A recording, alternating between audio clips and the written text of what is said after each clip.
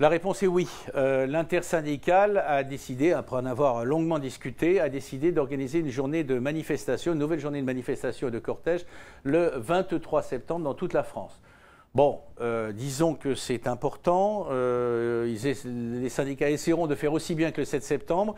La première notation qui s'impose, qui est une notation psychologique et politique, les syndicats ont choisi de ne pas se précipiter, de se hâter, mais lentement. Le 23 septembre, ce n'est pas tout à fait demain matin. Donc d'ici là, de l'eau aura coulé sous les ponts. C'est une journée importante. Peut-être qu'entre-temps, une forme de compromis aura été trouvée entre le pouvoir et les syndicats. On a le droit de rêver.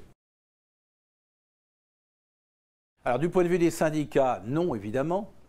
Du point de vue de la plupart, j'imagine, de ceux qui ont le 7 septembre manifesté dans la rue en disant ou leur colère ou leur émotion, non évidemment. Mais le pouvoir s'en est tenu à ce qu'il avait dit. On ne touche pas, de son point de vue, aux fondamentaux de la réforme. Alors, par exemple, je cite un exemple, l'âge légal du départ à la retraite en France, lorsque le Parlement aura voté la loi, ce sera 62 ans et ce sera plus 60 ans. On n'y touche pas à ça. Mais il y a un certain nombre d'aménagements qui avaient été prévus, qui avaient été suggérés par l'Élysée, qui ont été annoncés sous l'autorité du président de la République. Pour n'en citer qu'un, c'est des choses qui ne sont pas négligeables. Hein. Les Français qui présentent un taux d'incapacité à 10%, jusqu'ici dans le projet de loi Woerth, c'était 20%, pourront faire valoir leur droit à la retraite à 60 ans. Bon, ce sont des aménagements qui ne mettent pas en cause le socle de la réforme Woerth-Fillon, mais ce sont des aménagements qui sont jugés importants par l'Élysée et insuffisants par les syndicats. Alors officiellement, oui.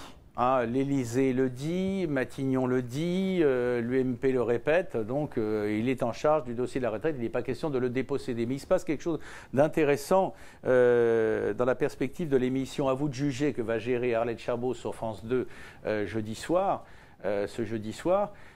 Qui va parler le premier? François Fillon, tout seul, portant la réforme. Ensuite, qui va lui donner la réplique, toute seule? Ségolène Royal, avec l'aval personnel, je précise, de Martine Aubry.